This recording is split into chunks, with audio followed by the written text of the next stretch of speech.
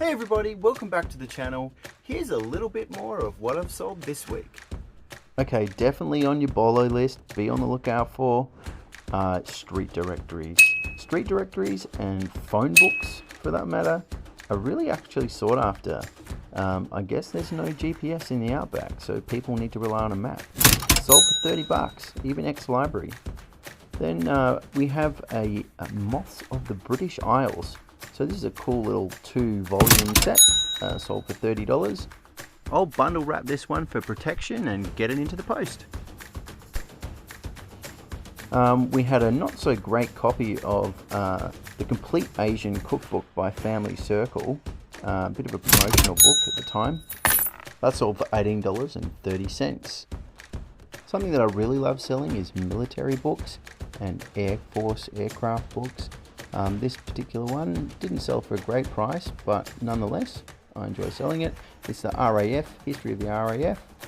It's going to a buyer. I've got a bunch of other stuff that I haven't listed, so I'm going to drop him a note when I post it to him and see if I can direct him to my website.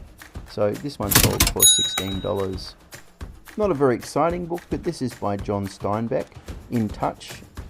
It's said to be important literature on the Vietnam War and his first-hand account. It also goes through his possession and charge of marijuana post-war in America. That's all for $22. Do you get annoyed and frustrated when your eBay listings don't sell? Have you lost interest in eBay? Or have you fallen out of love with the platform just because you're not seeing results? Let's go on a journey together and fix this. This one was an interesting one. So this I found actually on a side of the road during a Verge collection. I pulled over and blow me down, they had a pile of these Australian children encyclopedias. So I just sold these for $130. I had them listed up originally for $200, but obviously there were no bites, and I took an offer of $130. All up, it's about 19 kilos in that box. So it'd be interesting.